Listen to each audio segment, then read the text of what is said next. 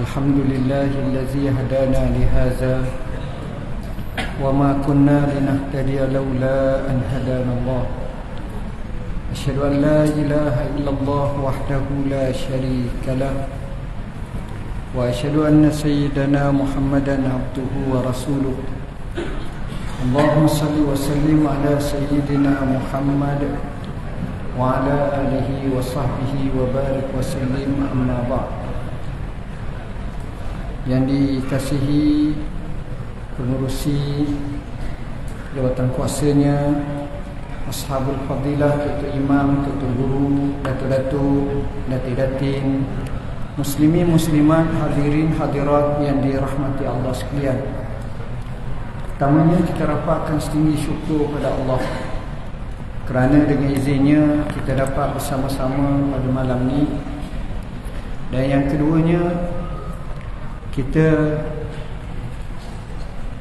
berdoa kepada Allah Subhanahu wa taala, semoga Allah Subhanahu wa taala bagi kepada kita pelbagai kelebihan-kelebihan nikmat-nikmatnya yang kita lafazkan syukur di atas nikmat itu.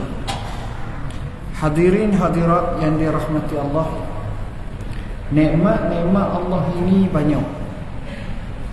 Nikmat-nikmat Allah ini banyak. Dan sebahagian ulama membahagikan nikmat ini kepada dua.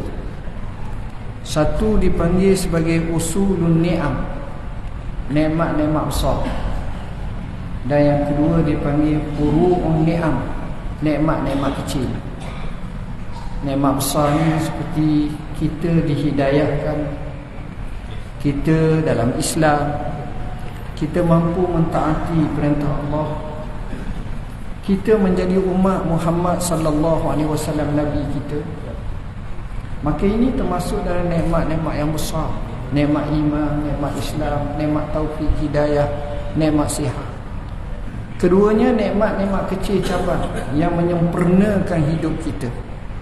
Allah bagi kita kemudahan sikit, Allah bagi kita kesenangan sikit. Semuanya nikmat-nikmat yang baik. Dan biasa kalau kita sambut Maulidur Rasul sallallahu alaihi wasallam, tuan-tuan, kita akan bincang berkenaan kelahiran Rasulullah sallallahu alaihi wasallam, dan itulah sepatutnya. Cuma sengaja pada malam ni saya nak ajak tuan-tuan untuk melihat sedikit sebanyak bagaimana sahabat radhiyallahu anhum bersama Rasulullah sallallahu alaihi wasallam pada masa Rasulullah hampir wafat dan Rasulullah wafat.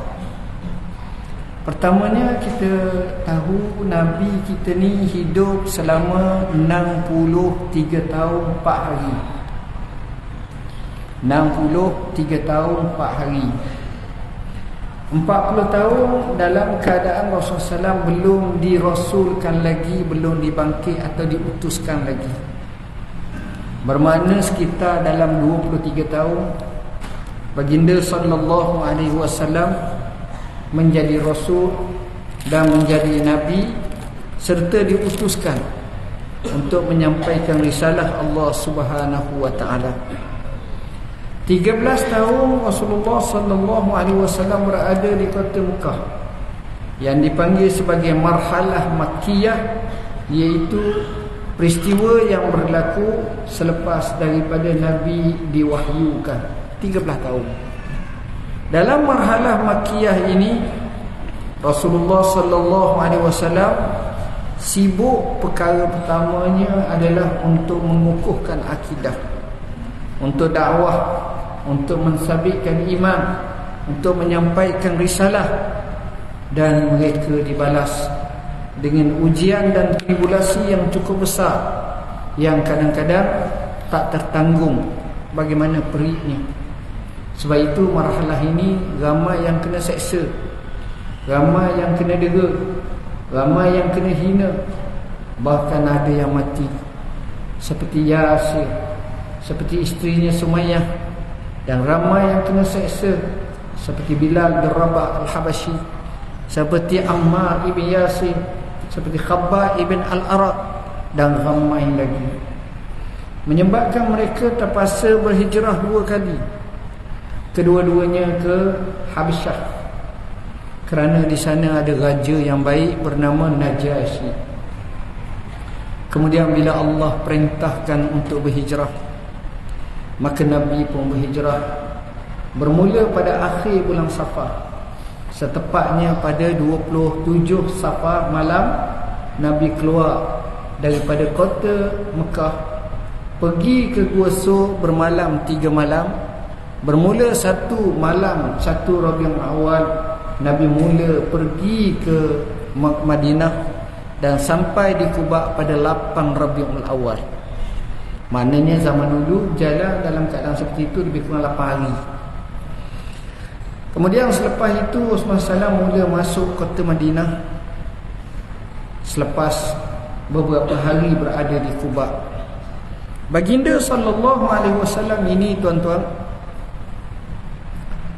mula menyampaikan dakwah, membina negara, mendidik ummah, mengelokkan siasat, ekonomi, kehidupan, kaum keluarga, mengikut neraca, syariah ataupun syarak. Dan Nabi mengasuh. Dalam keadaan begitu selama 10 tahun, kita tengok Rasulullah SAW diperangi oleh musuh. Bermula dengan perang Badar, perang Uhud, perang Khandaq, dan seterusnya berlakunya perjanjian Hudaibiyah pada tahun 6 Hijrah. Itu melegakan sikit, tapi di situ agendanya lebih besar, buka kota Mekah pada tahun 8 Hijrah. Membaca kehidupan Nabi, kita akan dapati Rasulullah SAW ini bergerak. Rasulullah SAW ini tidak buang masa. Rasulullah SAW ini penuh dengan perancangan. Dan insya-Allah kita akan ulas sikit pada hujung kisah dan pada hujung ceramah ini, tuan-tuan. Jadi kita tahu banyak hal berkenaan dengan Rasulullah sallallahu alaihi wasallam. Cuma pada malam ni kita nak khusus dengan masa yang ada, kita harap sempat detik-detik kewafatan Rasulullah sallallahu alaihi wasallam. Tuan-tuan, selepas Nabi pulang daripada Mekah, melaksanakan Hajjatul Wada, haji penghabisan, ucapan Nabi di Arafah itu sebuah kelainan, di mana Nabi pesan kepada ummah. Nabi menyatakan, khuzu anni manasikakum fa inni la adri la'alli la alqakum ba'da ami haza. Ambillah daripada aku ibadat haji kamu, kerana sesungguhnya aku tak tahu sama ada aku dapat bertemu dengan kamu atau tidak selepas tahun ini. Walaupun Nabi bahasakan seperti bahasa itu, takdir Tuhan itu menandakan Rasulullah sudah hampir meninggal dunia. Dalam saat yang sama, di Arafah itu juga turunnya ayat Al-Quranul Karim, Al-yawma ya'isal ladzina kafaru min dinikum fala takhshawhum wakhshawun Al-yawma akmaltu lakum dinakum wa atmamtu alaikum ni'mati wa raditu lakumul Islam madinah. Pada hari ini aku telah sempurnakan bagi kamu agama kamu. Aku telah lengkapkan bagi kamu nikmatku, dan aku redha Islam menjadi agama kamu. Sebelum daripada itu, ayat yang depan tu disebut, pada hari ini orang-orang kafir telah berputus asa daripada agama kamu, maka janganlah kamu takut kepada mereka, tapi takutlah kepada aku, yakni Allah. Ayat ini juga menyebabkan dikatakan Abu Bakar menangis. Dan ada kata apabila turun ni iza jaa nasrullah, lalu ditanya, katanya iza tamma syai'un bada naqsuh, bila satu benda sudah sempurna maka akan nampak pincangnya. Maksudnya Rasulullah SAW sudah sempurna tugasannya. Maka ini juga signal dan isyarat bahawa Rasulullah SAW tak akan lama. Dan apa yang dikatakan, maka Rasulullah pulang ke Madinah Al-Munawwarah. Maka hiduplah lebih kurang sebulan 2 sahaja. Kerana haji bulan Zulhijjah. Sudah ibadah haji itu kat Muharram dah. Maka Nabi pun pulang.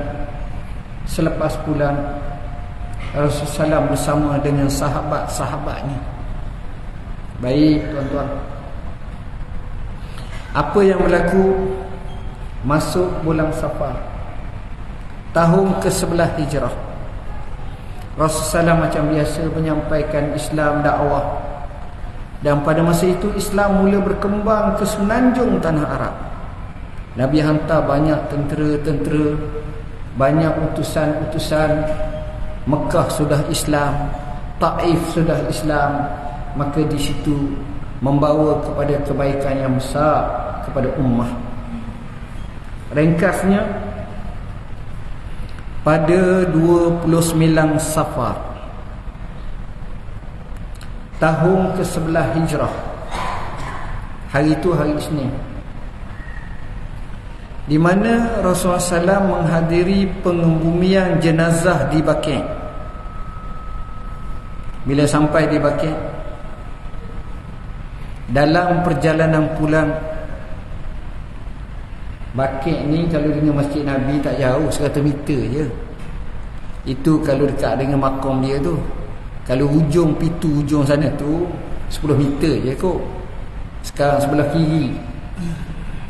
kiri Masjid Nabi. Semua orang tahulah di Baqi'. Dalam perjalanan tu Rasulullah SAW ditimpa sakit kepala. Sakit cuma kepala. Di mana di sini saya nyatakan bahawa Rasulullah SAW ketika hayat baginda pernah memohon keampunan khusus terhadap penghuni perkuburan Baqi' dan menyifatkannya sebagai tempat kediaman kaum yang beriman. Ya, Baqi' ni dia ada satu tempat lama dah sampai sekarang, tempat tanam orang mati. Sekarang ni ada kubur lain dah, besar dah. Dan ramai orang ni tetap kubur lain, tapi ada rezeki dapat di Baqi'. Dalam satu hadis yang diriwayatkan oleh Aisyah, bahawa Rasulullah SAW setiap kali ketika bermalam di rumahnya, baginda SAW akan keluar berjalan menuju ke perkuburan Baqi'. Pada waktu lewat malam dan mengucapkan, Nabi pergi malam ziarah kubur, kita malam tak berani je. Ramai orang, yalah, tengok pula banyak warna putih pakai, lain macam. Tapi Nabi pergi malam. Ada juga di siang malam. Dan Nabi mengucapkan, Assalamualaikum dara qaumin mu'minin wa atakum ma tu'adun ghadan mu'ajjalun wa inna insyaallah bikum lahikun. Allahumma ighfir li ahli Baqi' al-Gharqa. Salam ke atas kamu wahai negeri kaum orang yang beriman, dan telah datang kepada kamu apa yang telah dijanjikan kepada kamu, yakni kematian kubur. Dan insya-Allah dengan kamu kami akan menyusulinya. Kita ni semua duduk dalam ni, semua akan pegang satu lesen namanya mati. Nak tak nak, semua mati. Suka tak suka, mati lah. Dan ini kita akan mengikut nenek moyang kita, atuk kita, ayah kita. Itulah sebuah kehidupan. Lalu Nabi doa, Ya Allah, ampunkanlah kepada penghuni kubur Baqi' al-Gharqa. Gharqa ni nama bagi satu pohon kayu. Sebab di Baqi' itu banyak tumbuh pokok tu, pokok Gharqa. Dan di Madinah banyak pokok Gharqa. Gharqa ni sejenis pokok yang dikatakan pokok Yahudi. Dalam sebuah hadis yang lain Rasulullah SAW bersabda, la taqumus sa'ah hatta yuqatilal muslimuna al-yahud. Tidak berlaku kiamat sehingga orang Islam memerangi orang Yahudi. Bukan orang Yahudi perang orang Islam, orang Islam perang. Hatta yakhtabi'a wara al-hajari wasyajar, sehingga dia ni orang Yahudi ni berlindung, bersembunyi di belakang pohon kayu dan juga di belakang batu. Maka batu dan pohon kayu ni bercakap, faqal ya muslim ya Abdullah ta'al haza yahudiyyun wara'i faqtul. Mari sini. Sehingga pokok dan batu bercakap, mari sini hai orang Islam, wahai hamba Allah, di belakang aku ni ada orang Yahudi, bunuh dia. Dan peristiwa ni sebenarnya bukan berlaku sekarang. Mengikut syurrahul hadis, ia apabila selepas hampir kiamat, selepas turunnya Nabi Isa, selepas Dajjal muncul, masa tu peristiwa ni berlaku. Nabi sebut dalam hadis itu kecuali pokok gharqah, pokok Yahudi. Yang ni dia tak bagi tahu. Dan inilah pokok gharqah, pokok tak bersalah. Yang salahnya orang, pokok tak taklif, yang taklifnya manusia. Baik. Kemudian seterusnya,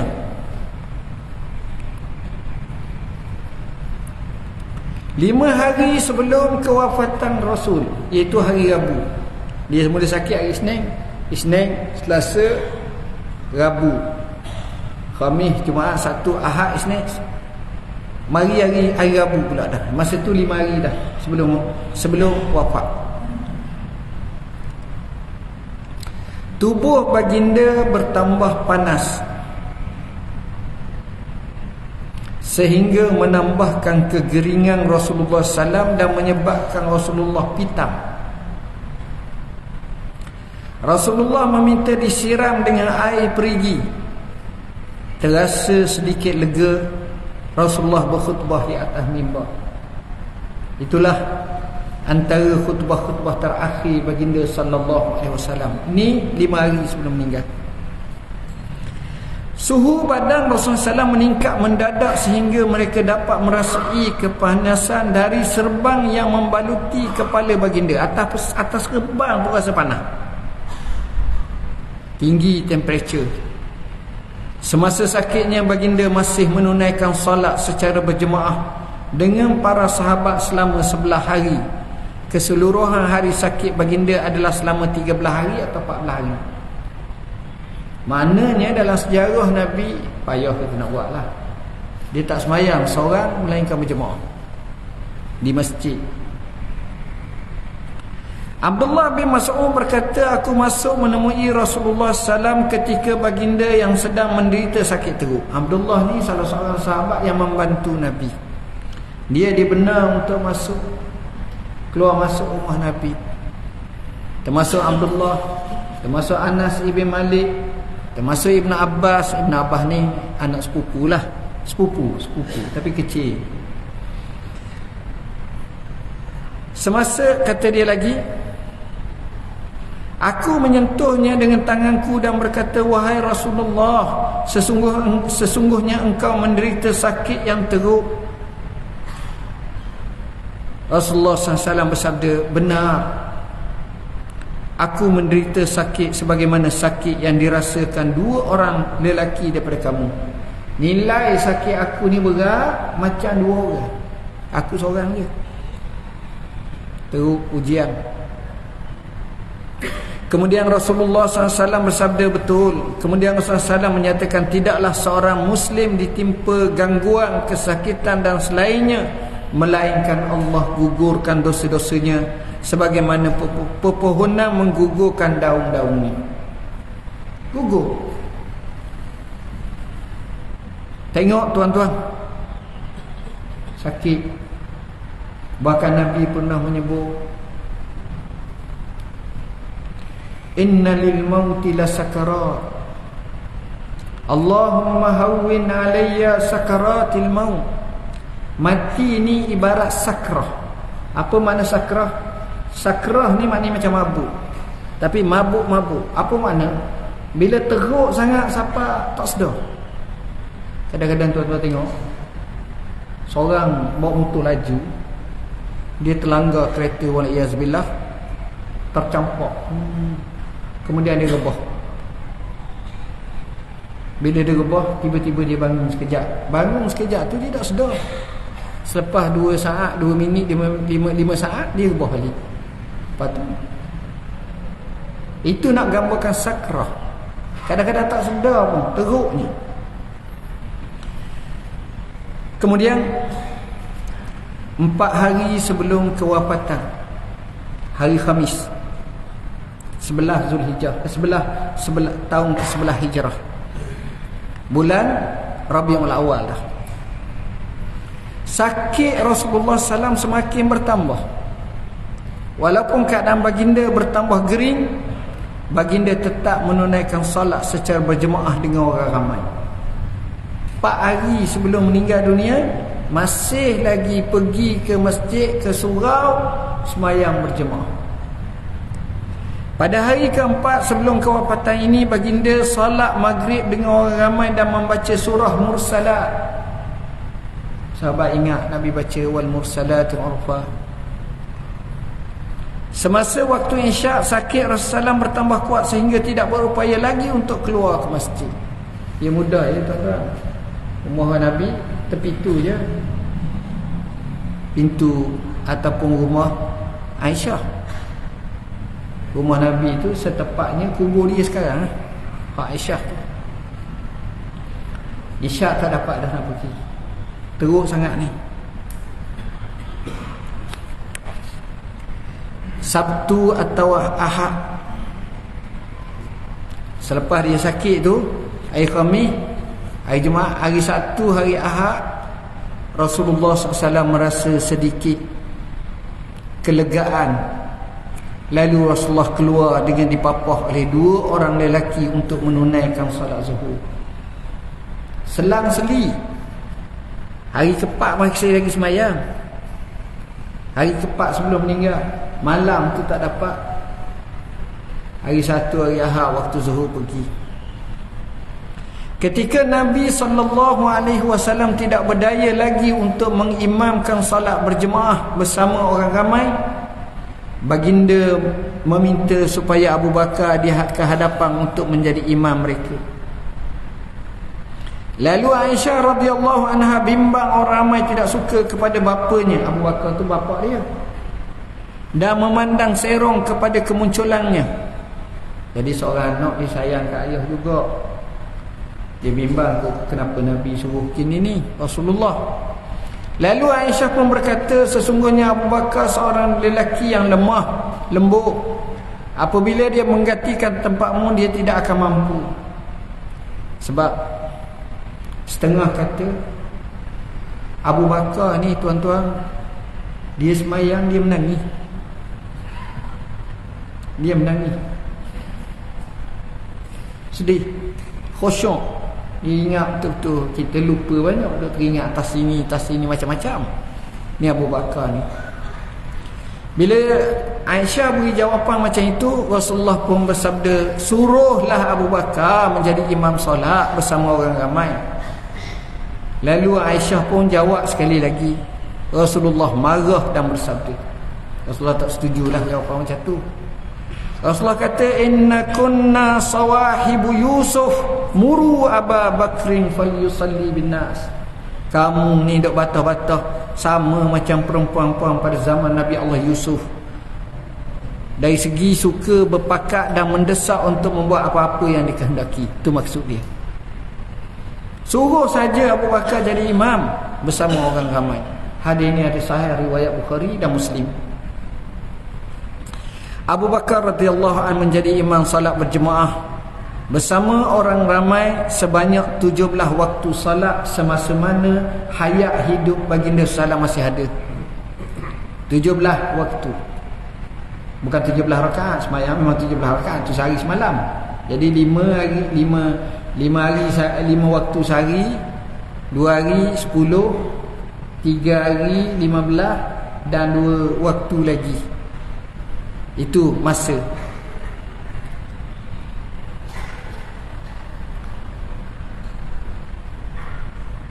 Daripada Aisyah radhiyallahu anha, beliau berkata ketika Rasulullah sedang sakit tenat, masa itu Rasulullah SAW sakit tenat, Bilal datang memberitahunya bahawa waktu solat telah masuk. Lalu baginda bersabda, perintahlah Abu Bakar untuk mengimam solat bersama orang-orang ramai. Aisyah berkata, wahai Rasulullah, sesungguhnya Abu Bakar seorang yang berhati lembut dan banyak menangis.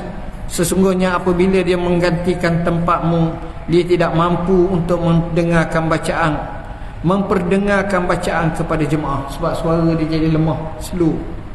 Maka eloklah sekiranya engkau perintahkan Umar menjadi imam.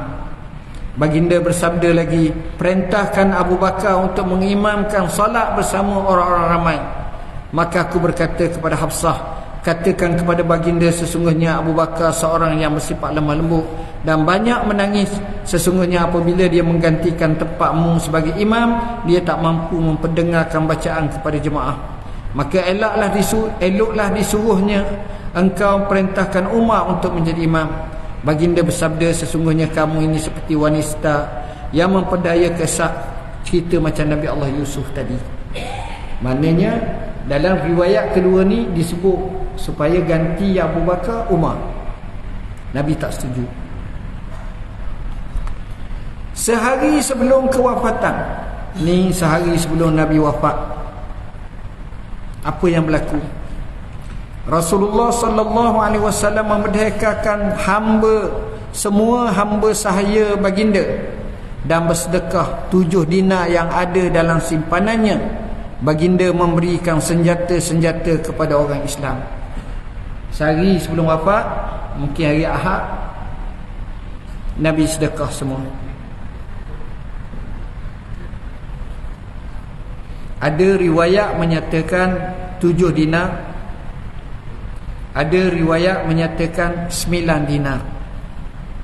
Nabi sedekah semua. Ini sebagaimana yang disebut dalam Sahih Ibn Hibban. 1 dinar ni banyak mana tuan-tuan? 1 dinar ni, dapatan yang kami dapat dalam kajian kami, 1 dinar ni dinar emas. Dia bukan macam dinar Jordan sekarang. Dinar Jordan tu dalam 6 riyal setengah, 7 riyal. Bukan dinar Bahrain 11 riyal. Bukan dinar Kuwait mungkin 15-16 riyal, sekarang 16 ringgit kita. Tapi dinar yang dimaksudkan ni ialah duit dinar sungguh. Nilainya lebih kurang sekarang 1 dinar antara 1,200 hingga 1,400 ringgit. Itu 1 dinar. Mana kalau 7 dinar dekat 10,000 lah. Dekat 10,000 duit Rasulullah sedekah semua.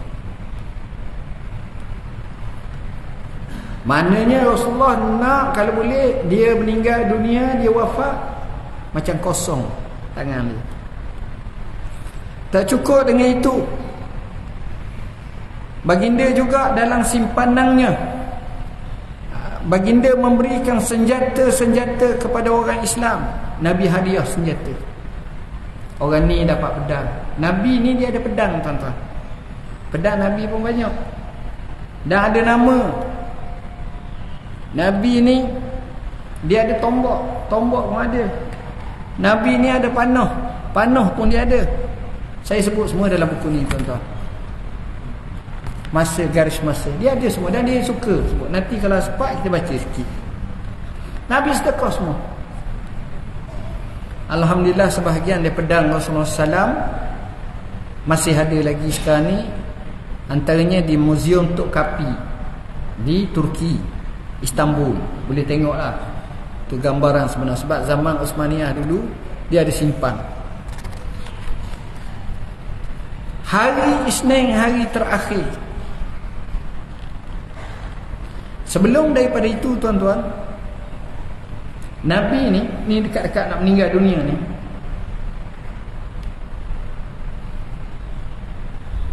dalam satu riwayat Nabi bercakap dengan sahabat semua. Nabi kata apa? Wahai manusia, jika sekiranya di kalangan kamu ada yang aku zalimi,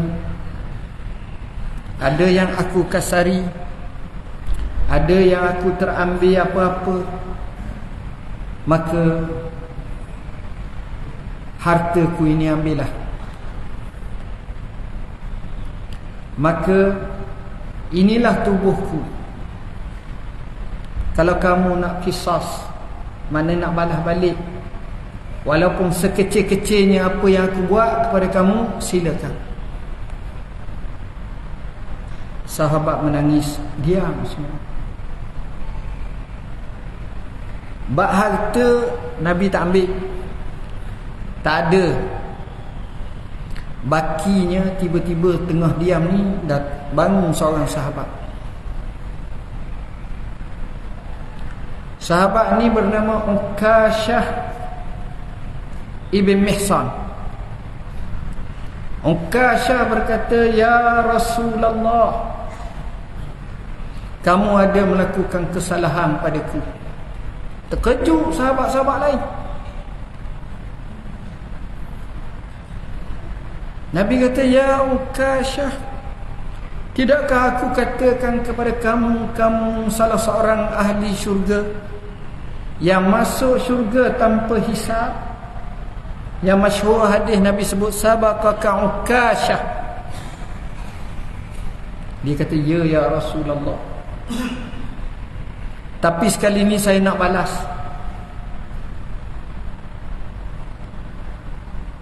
Saya nak balas. Sahabat kata, ya Rasulullah, biar kami galang ganti. Dia balas atas kami. Sayyidina Ali offer, sahabat ni offer. Nabi kata, tidak. Ini perhitungan antaraku dengan Ukashah ataupun Ukashah. Nabi tanya, apa kesalahanku wahai Ukashah?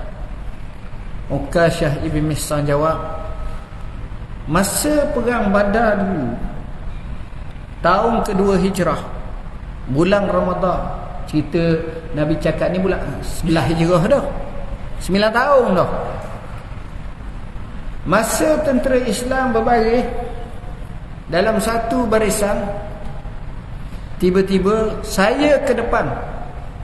Rasulullah ambil, ada kata sugi, ada kata tongkat pendek, godok perut saya sikit je lah, suruh masuk barisan ataupun saf yang sama. Jadi saya ingat saya nak balas sekali, ya Rasulullah. Rasulullah perintah sahabat pergi ambil tongkatnya atau anazahnya, hak pendek, tongkat pendek. Lalu Nabi bagi kepada Ukashah Ibn Mihsan. Sahabat tengok ni tuan-tuan menangis. Macam mana ni Ukashah? Dan ketika itulah Nabi buka perutnya supaya dia boleh kisas kepada Rasulullah sallallahu alaihi wasallam. Ukashah ambil. Bila Ukashah ambil, Ukashah pegang. Kemudian dia dekatkan diri dia kepada Rasulullah sallallahu alaihi wasallam. Bila dekat, dia buang tongkat itu,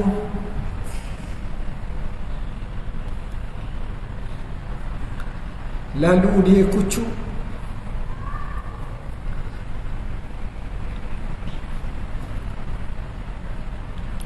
Dia kucuk perut Rasulullah SAW dan dia menangis.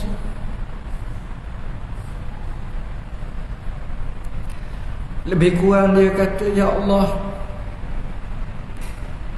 aku mengharapkan inilah kali terakhir tubuhku bersama dengan Rasulullah sallallahu alaihi wasallam. Dalam majlis tu tuan-tuan, sahabat-sahabat menangis.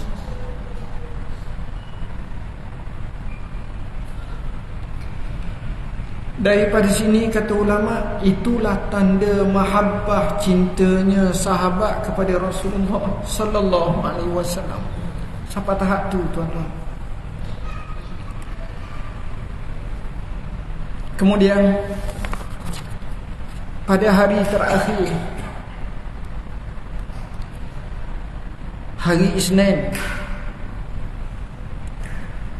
waktu duha, Rasulullah wafat waktu duha hari Isnin. Setelah waktu duha semakin meninggi,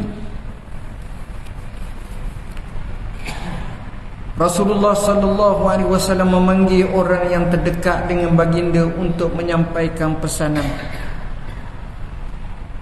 Rasulullah panggil. Tak kala orang Islam sedang salat subuh pada hari Isnin dengan diimamkan oleh Abu Bakar. Masa tu Nabi tak pergi semayang dah. Nabi semayang sendiri jadi rumah. Ni semayang subuh ni. Kita ke belakang sikit sebelum duha tu. Abu Bakar imam. Tiba-tiba mereka melihat, mereka dikejutkan. Mereka tengok Rasulullah SAW menyikat tabir bilik Aisyah lalu memandang mereka.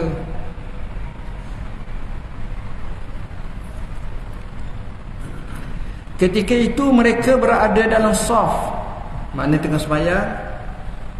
Nabi tengok sana, tengok ke tingkap muka, dan mereka berpaling semuanya.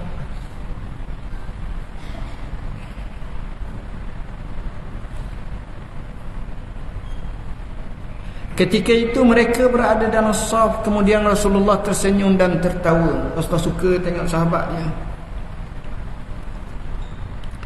Baginda mengisyaratkan agar mereka menyempurnakan solat mereka. Kita berhenti dulu lah sekejap.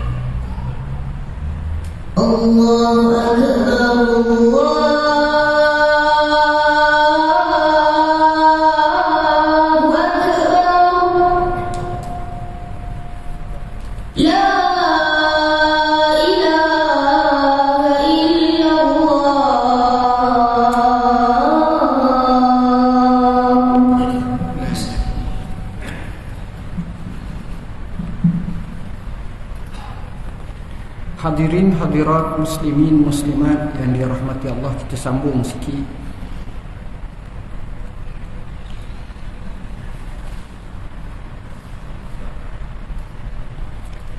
Baginda mengisyaratkan kepada mereka menyempurnakan solat mereka. Setelah waktu duha semakin meninggi, Rasulullah memanggil putrinya Fatimah. Fatimah ni satu-satunya anak Rasulullah SAW yang hidup dan wafat selepas wafat Rasulullah. Lalu membisikkan sesuatu kepadanya. Kemudian baginda memanggil Hasan dan Husin.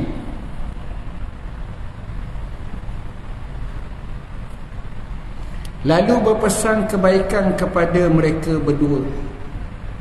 Seterusnya baginda memanggil isteri-isterinya, lalu menyampaikan nasihat dan peringatan kepada mereka.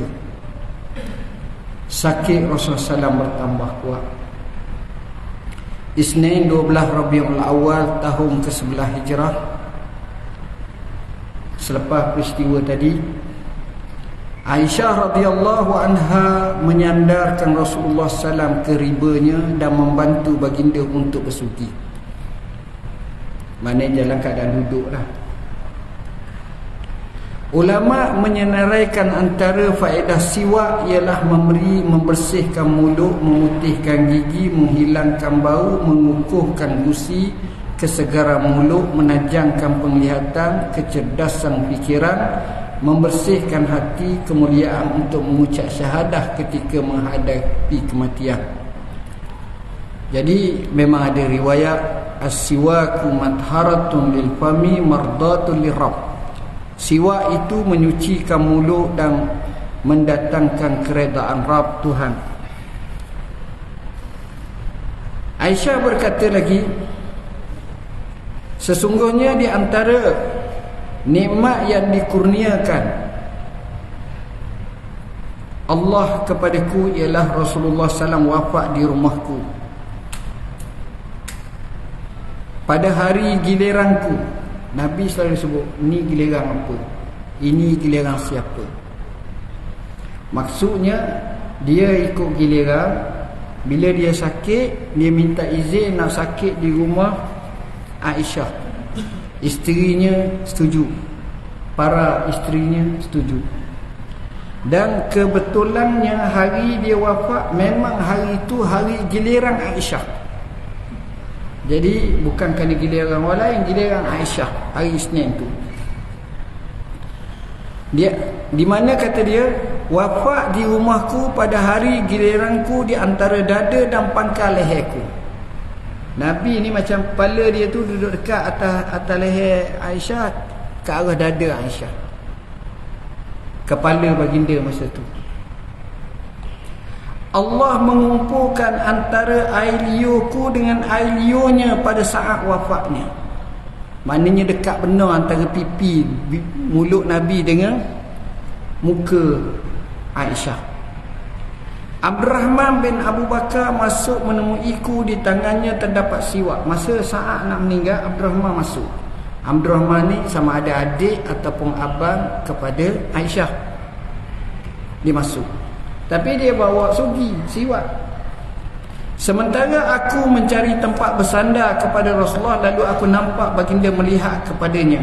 Nabi dah perhati je pada tangan Abdurrahman tentang siwak dia tu. Dan aku mengetahui baginda gemar bersiwak. Sifat Nabi ni, Nabi suka siwak. Nabi suka sangat siwak. Maka aku berkata, adakah engkau mahu untuk mengambilnya untukmu? Rasulullah nak ke ni? Baginda mengisyaratkan dengan kepalanya yang bermaksud ya. Dia tak cakap masa tu, tuan-tuan. Masa tu tinggal berapa minit lagi nak meninggal tu. Dekat sangat dah, bukan 2 jam 5 jam tak dah, ni dekat sangat ni. Aku pun mengambilnya tetapi terasa kerah untuknya. Ambil tu kepala siwak tu, kalau tak apa nak guna lagi, kerah lah. Aku berkata, haruskah aku melembutkan untukmu, sama ada gigi ke ataupun melembutkan depan tu? Baginda mengisyaratkan dengan kepalanya dengan maksud ya. Maka aku pun melembutkannya. Aku menjalankannya, menggunakannya untuk gosok gigi. Sudah tu aku ambil, aku tolong gosok kat gigi dia. Ini sebagaimana dalam riwayat Al-Bukhari. Pada hari yang sama, ketika matahari sedang meninggi, detik-detik terakhir dan saat kewafatan Rasulullah SAW, usia Rasulullah ketika itu kewafatannya adalah genap 63 tahun 4 hari. Ini dia.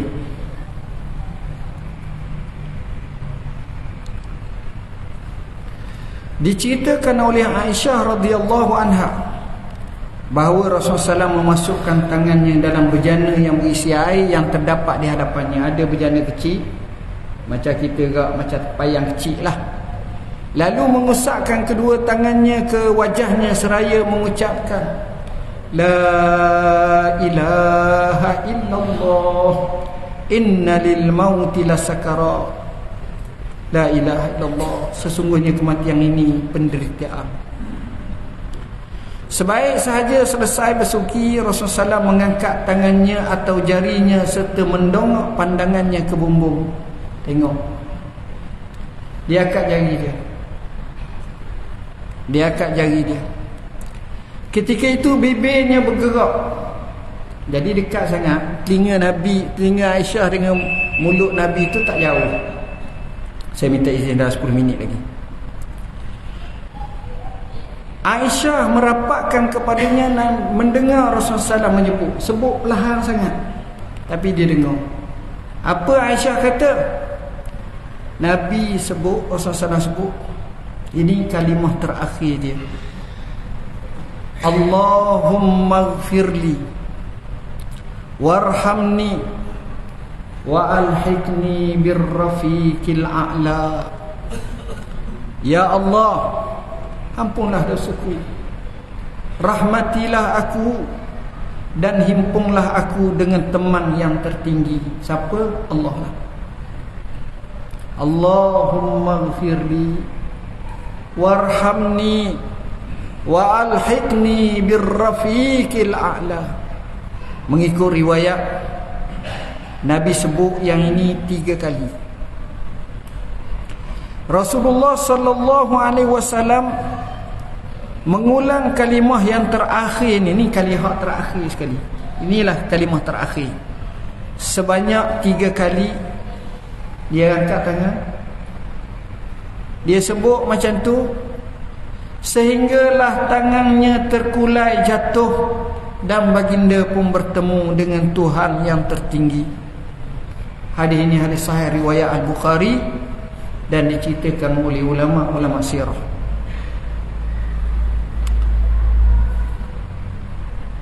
Inilah riwayat yang sahih berkenaan ucapan terakhir Rasulullah SAW, dan bukan sebagaimana disebut ummati ummati.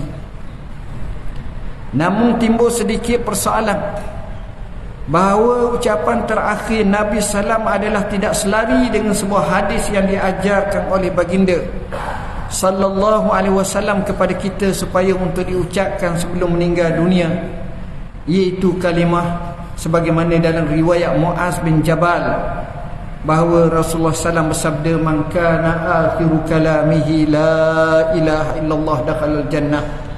Barang siapa yang mengucapkan kalimah akhirnya dengan la ilaha illallah, layaklah dia masuk syurga.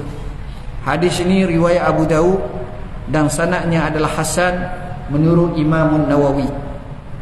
Untuk menjawab persoalan ini, maka kami ingin nukilkan pendapat daripada Hafiz Ibn Hajar Al-Asqalani, yang mana beliau menukilkannya daripada As-Suhaili, bahawa di antara hikmah Nabi mengucapkan kalimah Allahumma rafiqil a'la atau wa alhiqni birrafiqil a'la.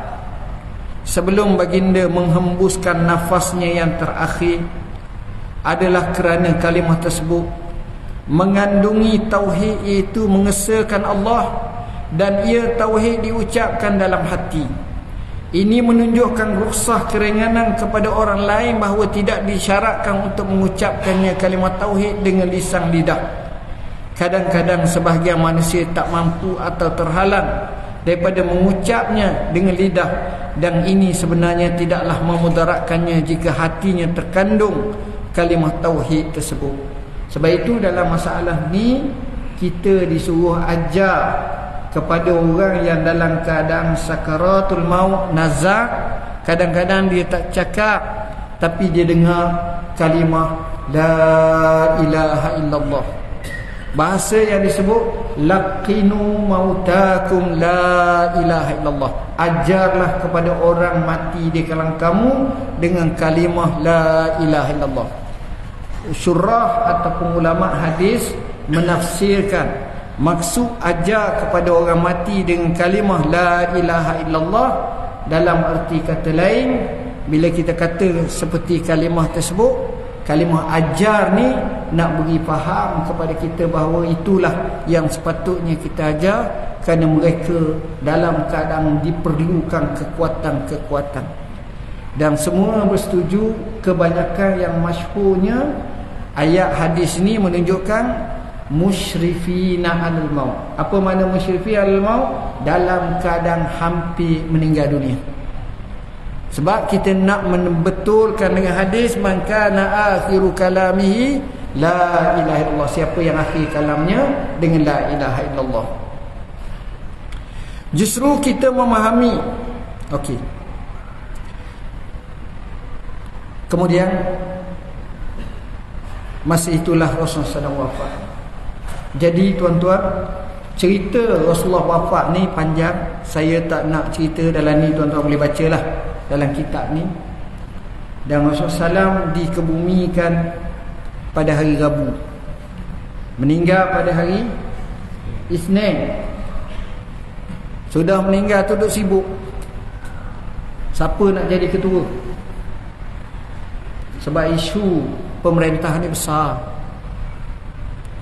Maka orang Ansar kata minnal amir wa minkumul amir.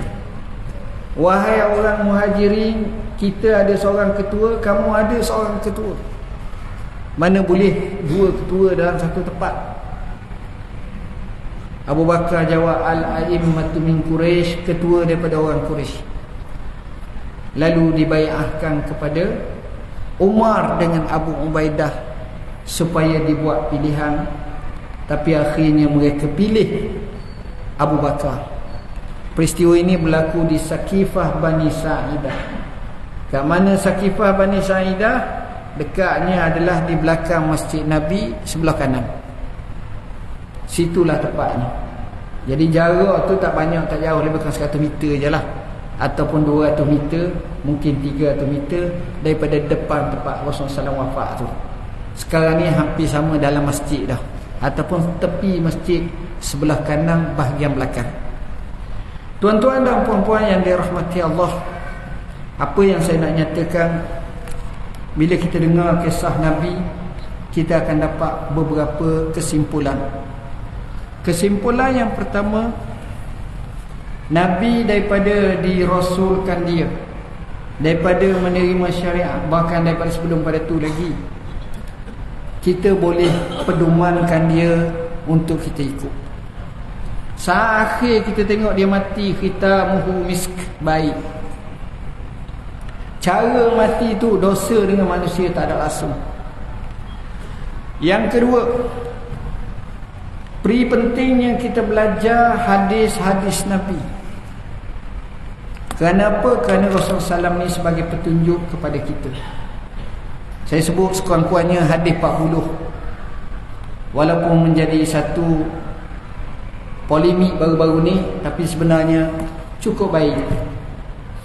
Yang ketiga, kita tengok Rasulullah SAW, dia jaga masa, tuan-tuan. Dalam hanya 10 tahun di kota Madinah, Dia buat kerja orang lain 100 tahun pun tak boleh. Tuan-tuan tengok pembangunan sebuah negara yang sempurna berapa tahun nak ambil. Nabi hanya 10 tahun. Dia bukan sekadar itu menyediakan kader-kader, pembina-pembina tamaduk. Sebab itu kalau kita tengok Rasulullah SAW adalah orang yang terbaik menguruskan masa. Saya sebut masa, peliharalah bagaimana Rasulullah SAW urus. Nabi dalam hidup dia, ilmu adalah perkara nombor 1. Dia ajar sampai usia tua dia sampai hampir wafat untuk kefahaman ummah. Jadi kita pun kena belajar. Saya sebut dalam buku Tinta Nasihat untuk penuntut ilmu. Kita baca tadi Nabi ni orang yang bersedekah walaupun dalam usia tua dia, walaupun dekat nak mati 2 hari sehari. Saya sebut keajaiban sedekah. Bahkan Nabi sendiri adalah orang yang terpemurah di kalangan orang pemurah di muka bumi ini. Dan kita tengok hujung usia dia, apa yang Nabi buat last kali. Apa dia? Nabi berdoa. Macam kita sebut tadi, hadis riwayat Bukhari, Nabi menyebut Allahumma firli warhamni wa alhiqni birrafiqil a'la. Ya Allah, ampunlah dosaku, rahmatilah aku, dan sertakanlah aku bersama teman tertinggi, yakni Allah. Ini bahasa orang yang betul-betul rapat dengan Tuhannya. Rasulullah je lah. Kita ni la ilaha illallah lah. Saya sebut dalam buku inilah doaku. Kalau Nabi akhir hayat dia diakhiri dengan doa, kita juga sepatutnya mengakhiri kehidupan kita ataupun membanyakkan kehidupan kita dengan doa. Doa nak banyak-banyak tuan-tuan. Saya rasa sekadar itulah yang dapat saya sampaikan. Mudah-mudahan ia memberi manfaat. Walaupun sepatutnya kita bincang Maulidur Rasul, tapi sekali-sekala kita juga kena menekuni bagaimana akhir hayat baginda sallallahu alaihi wasallam. Sekian aku qauli hadza wa astaghfirullahal azim li wa lakum. Marilah sama-sama kita doa khasnya kepada sahabat-sahabat kita di Gaza dan juga di Palestin. Bismillahirrahmanirrahim. Allahumma salli ala sayyidina Muhammad wa ala sayyidina Muhammad. Allahumma ya qadiyal hajat wa ya alimal khafiyat wa ya mujibad da'wat istajib Allahumma du'ana. Allahumma fil lana dhunubana wa kaffir 'anna sayyi'atina wa tawaffana ma'al abrar. Rabbana 'alaika tawakkalna wa ilaika anabna wa ilaikal masir. Allahumma ati nufusana taqwaha wa zakkiha anta khairu man zakkaha anta waliyuha wa maulaha. Allahumma ya Allah ya qadiyal hajat wa ya alimal khafiyat wa ya mujibad da'wat istajib Allahumma du'ana. Allahumma ya mujiriyas sahab wa ya hazimal ahzab wa ya akramal akramin wa ya arhamar rahimin. Allahumma ya jabbar ya muntaqim ya Allah ya Allah ya Allah. Allahumma ya Allah, Allahumma ya Allah, alayka bil yahud wa man awanahum. Allahumma alayka bihim fa innahum la yu'jizunak. اللهم انصر إخواننا المسلمين المستضعفين من المؤمنين في غزة وفي فلسطين وفي كل مكان. اللهم أخرجهم من ظلمات السجون. اللهم يا الله يسر أمورهم. اللهم أنجي المستضعفين من المؤمنين. اللهم ربنا عليك توكلنا وإليك أنبنا وإليك المصير. اللهم ربنا آتنا في الدنيا حسنة وفي الآخرة حسنة وقنا عذاب النار. وصلى الله على سيدنا محمد وعلى آله وصحبه وسلم والحمد لله رب العالمين. والسلام عليكم ورحمة الله وبركاته.